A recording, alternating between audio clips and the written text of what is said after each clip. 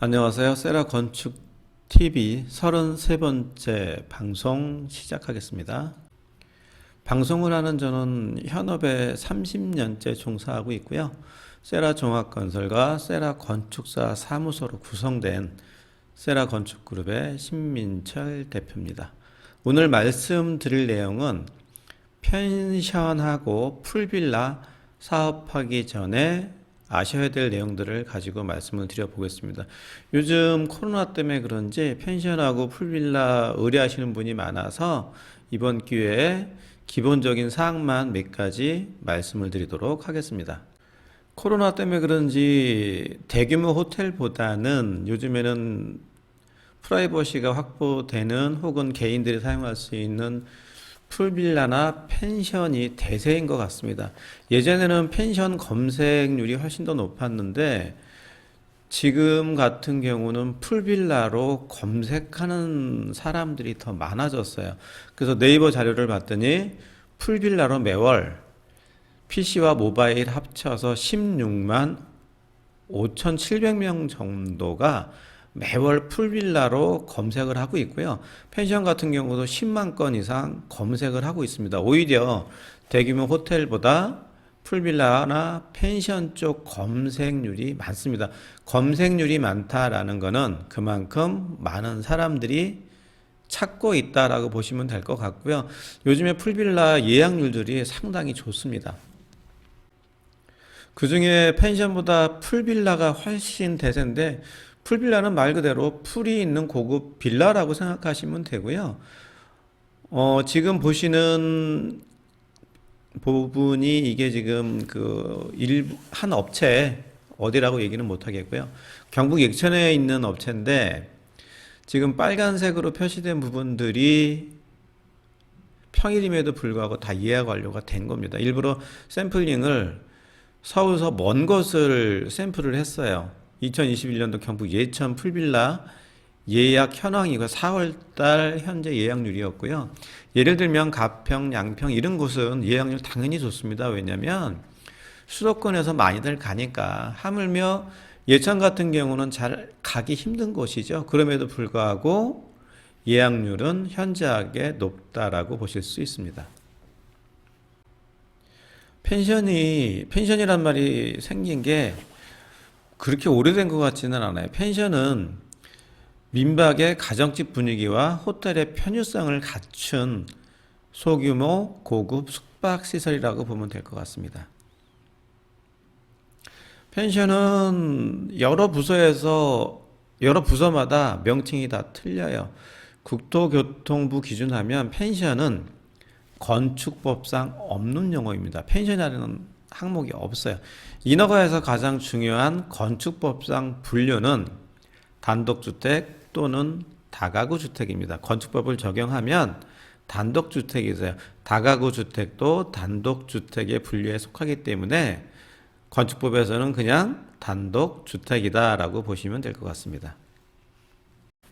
문화체육관광부 기준으로 하면 관광 펜션업이 될 수도 있을 것 같고요. 그 다음에 농림축산식품부 기준하면 농어촌 민박 사업입니다.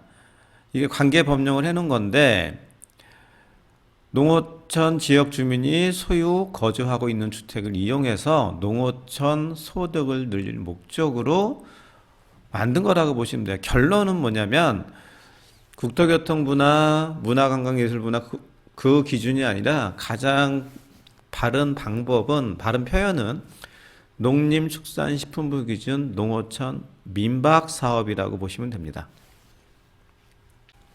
펜션은 일반적으로 펜션 부지들이 대부분들 경관이 수려한 지역으로 가다 보니까 대부분 보존녹지, 계획관리도 많이 드물고요. 대부분 자연녹지, 보존관리 이런 곳에서 많이 건축을 하세요. 그러다 보니까 지금 말씀드린 자연녹지나 보존관리에서는 법적으로 숙박시설을 할 수 없습니다. 그러다 보니까 단독주택과 다가구를 먼저 건축허가를 받아요.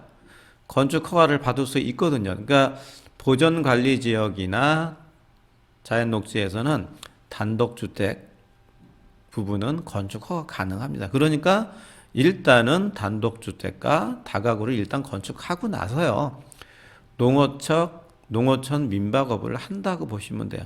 만일 숙박시설 허가를 받을 수 있는 땅이라면 펜션이든 호텔이든 문제가 되지 않죠. 그냥 바로 호텔을 허가 받아서 하시면 돼요. 숙박시설 허가 받아서 허가하면 되는데, 문제는 재차 말씀드리지만 자연녹지 보전관리는 숙박시설 허가를 받을 수 없기 때문에 그렇습니다. 위에서 말씀드린 대로 건물을 질 때는 단독주택 건축법 적용을 받을 거고요. 그 다음에 이제 내가 농어촌 민박 사업을 하겠다라고 하면 신고를 하셔야 되니까, 그때는 규모를 농어촌 정비법 시행 규칙에 보면 농어촌 민박 사업은 전체 면적, 건물 연면적입니다. 연면적은 69평을 넘지 말아야 합니다. 그 다음에 이제 펜션을 하시려면 작업 요건이 있어요. 첫 번째는 농어촌 지역에 거주하고 있는 지역의 주민이셔야 되고요. 두 번째는 해당 지역에 6개월 이상 거주하고 계셔야 돼요. 그리고 세 번째, 신고자가 직접 소유하고 있어야 됩니다. 네 번째는 건축물은 단독주택이어야 합니다. 물론 다가구도 포함됩니다. 그래서 만일 펜션을 하겠다라고 생각을 하시고 땅을 매입을 하신다면 6개월 전에 전입신고를 하셔야 돼요. 허가받고 도면 그리고 공사하는 기간이 6개월 정도는 무조건 넘어간다고 보셔도 되니까 땅 사시고 주변에 미리 전입신고하고 그러시면 펜션업을 하실 수 있게 됩니다.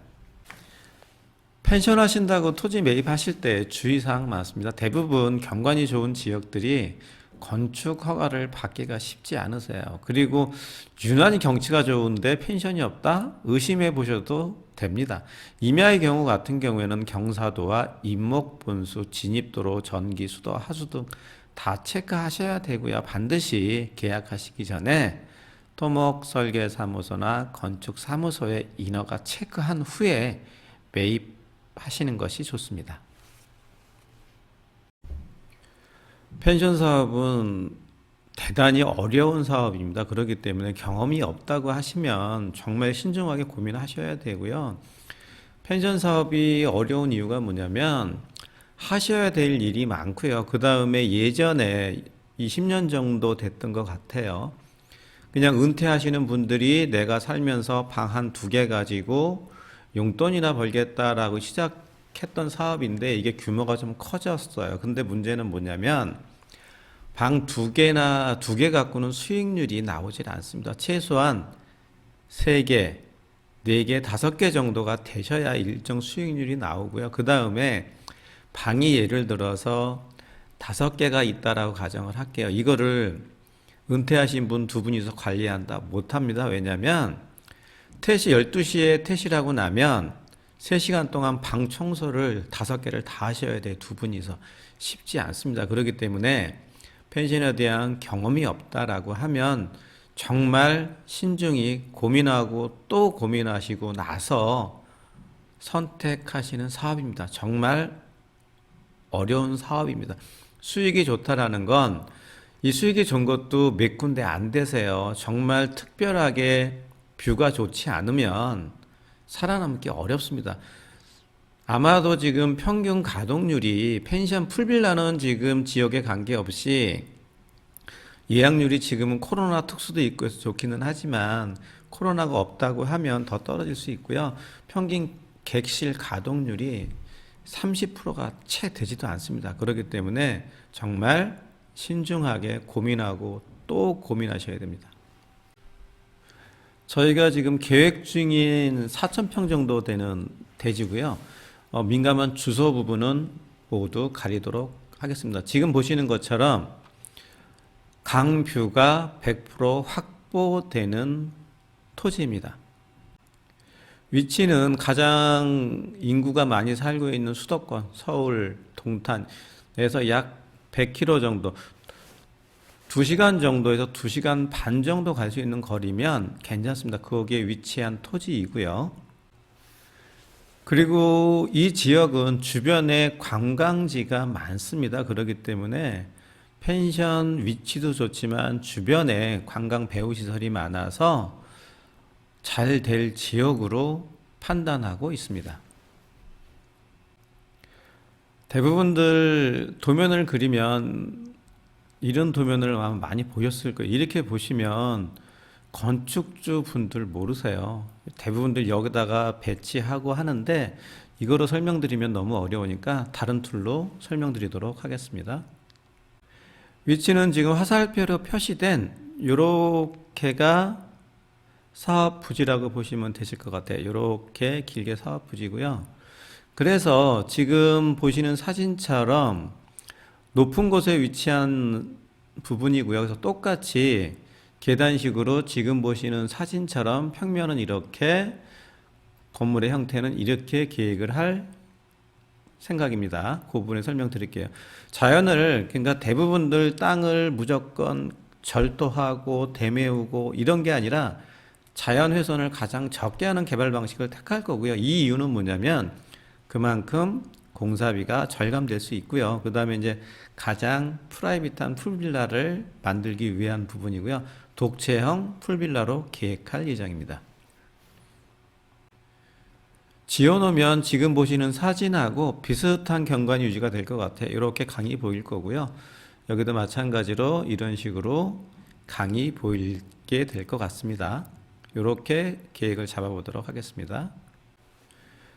먼저 관계법령을 봤더니 위에서 설명드린 대로 건축법에서는 펜션이 아니고 그냥 단독주택이니까요. 보전관리지역이고 특화 경관지구로 형성되어 있고요. 보니까 단독주택과 다가구 주택은 허가가 가능합니다. 그러면 인허가는 문제가 없다라고 보시면 될 것 같습니다. 요즘에는 툴이 정말 좋아요. 그렇기 때문에 건축주분들이 쉽게 알아볼 수 있게 도면 그릴 수 있고요. 굳이 2D로 도면 그릴 필요 없습니다. 3D로 그리면 이해가 되기 빠르실 것 같아서 그 과정을 설명드리도록 하겠습니다. 토지에 대해서 법규 분석은 했고요. 지금 보시는 위치고 이거를 3D로 옮겨서 보도록 하겠습니다. 싱크로율이 100%로 보시면 돼요.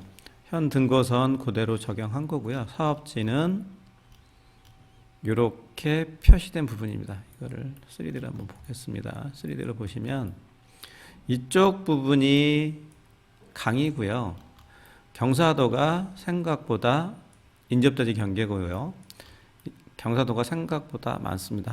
하지만 경사도, 법적 개발 행위가 가능한 경사도 안에 들어왔기 때문에 모두 개발이 가능한 토지로.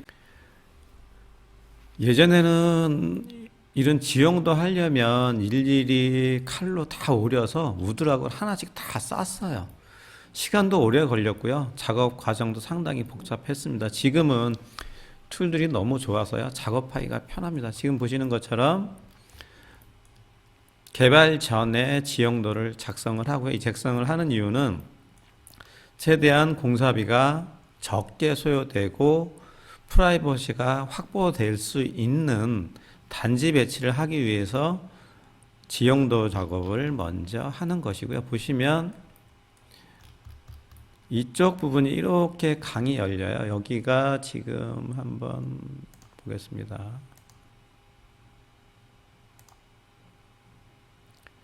대략적으로 보면 약 210도 정도까지 라운드 뷰로 뷰가 확보되는 지역으로 보시면 될 것 같고요.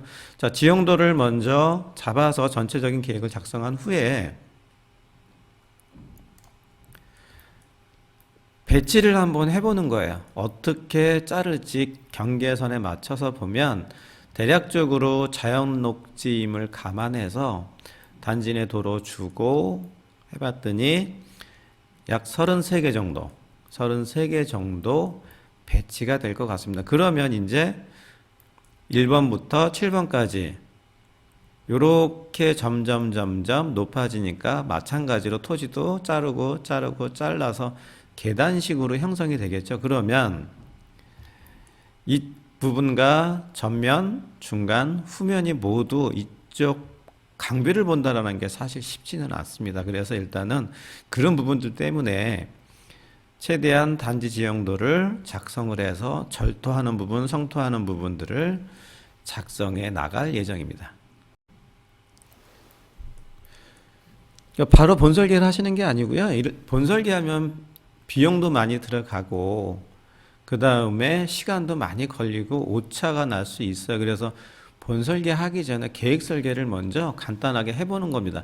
계획설계를 하는 이유는 이 사업이 정말 될 사업인지 비용은 얼마나 들어갈지 수익은 얼마가 날지를 분석하기 위한 자료로 보시면 됩니다.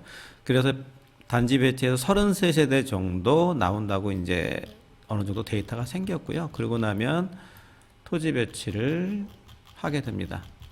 지금은 기본적인 배치만 하는 거로 보시면 돼요. 마찬가지로 땅을 사시는 분들 입장에서는 내가 사는 땅에서 혹은 하루 임대를 렌탈을 해서 오시는 분들도 강뷰가 100% 확보되는 걸 원하실 겁니다. 그래서 아까 보신 대로 최대한 토목공사비가 들지 않는 범위 내에서 계단식으로 형성이 될 거예요. 이렇게 도면을 그려서 각각의 레벨과 콘타가 나오면 이대로 이제 토목공사를 하면 되는데 이거를 주먹구비식으로 많이 했어요. 2D만 놓고 레벨 찍어서 그러다 보니까 정확성이 떨어지는 부분도 있었고요. 토목이 중요한 게 아니라 건축이 주가 돼서 토목을 단지 배치를 계단식으로 할지 그런 부분들을 판단을 해야 됩니다. 지금 보시는 것처럼 계략적인 배치 35개 나와서 이제 건물을 배치를 해보는 거예요. 배치를 했을 때 모두 보이시는 창문들이 세대 간 가리지 않아야 됩니다. 그래서 배치를 지그작으로 배치를 하거나 혹은 대각선으로 배치를 하게 되고요. 지금 보시는 것처럼 모두가 강이 보일 수 있는 배치로 작성을 한 겁니다. 그래서 첫 번째 열과 두 번째 열은 보시는 것처럼 뷰가 다 확보가 되니까 임대는 잘 나가겠죠. 렌탈이. 만약에 안 보이면 여긴 렌탈 안 나갈 거예요. 그래서 단지 배치를 했고요. 세 번째 열 같은 경우는 더 이상 깎아내릴 수도 없고 올리게 되면 토목공사비가 많이 들어가게 됩니다. 그래서 여기는 필로티 구조로 하면 이렇게 뷰를 확보할 수 있어요. 그래서 단순히 토지만 갖고 뷰를 확보하는 것이 아니라 경우에 따라서는 건축 방식이 필로티 방식으로 바뀌는 경우들이 있습니다. 그래서 계략적으로 단지 배치는 이렇게 될 거다라고 보시면 될 것 같으세요. 이쪽 부분들은 이렇게 뷰가 또 확보가 되니까 크게 문제는 없을 것 같습니다. 그래서 지형을 최대한 절토를 안 하는 범주 내에서 생긴 대로 깎아 들어갔다고 보시면 될 것 같습니다. 이제 도면 다 그렸으니까 이제 뭐 하시는 거냐면 내가 이걸 해서 과연 얼마의 돈을 벌 수 있을까? 수지 분석을 한번 해보셔야 돼요. 수지 분석도 복잡하지 않습니다. 도면을 다 그렸으니까 그래서 전용 면적 몇 평, 도로 지분 몇 평 해서 다 나왔어요. 그러면 토지 면적도 나왔으니까 몇 세대가 나왔는지 아셔야 돼요. 그래야 내가 렌탈을 할 수 있는 펜션이 몇 개가 나왔구나라는 걸 보기 위해서 도면을 그렸고요. 메인 면적 이런 것들은 패스하겠습니다. 위에서 설명드린 것처럼 35세대가 나왔어요. 35세대가 나와서 1일 렌탈료를, 그러니까 임대료라고 표현을 하겠습니다. 임대료를 20만 원을 받겠습니다. 강뷰가 보이고 온수풀도 있고 스파도 있어요. 그럼 20만 원은 사실 더 받을 수 있을 것 같고요. 가동률은 20일 정도, 30일 중에서 20일 보겠습니다. 상당히 많습니다. 이렇게 보시고 사업계획 잡으시면 안 돼요. 여기는 뷰가 좋고 접근성이 좋아서 20일 정도는 가동이 될 것 같아서 이렇게 본 거고요. 그럼 방 하나당 20만 원 받으니까 35개 20만 원 곱하기 35개 했더니 하루에 렌탈 수입은 700만 원이 되시고요. 얘를 한 달로 따졌더니 1억 4천 정도가 들어오고요. 1년간 수입을 봤더니 16억 8천 정도의 수입이 생깁니다. 그러면 이제 토지 매입비, 법무사 비용, 전용 부담금 쭉 들어갈 거고요. 토목공사비, 건축공사비, 수영장, 담장, 포치, 지질조사 쭉 하고요. 그 다음에 쭉 내려가겠습니다. 해서 봤더니 총 소요되는 비용은 토지값, 건축비 95억 정도 소요됩니다.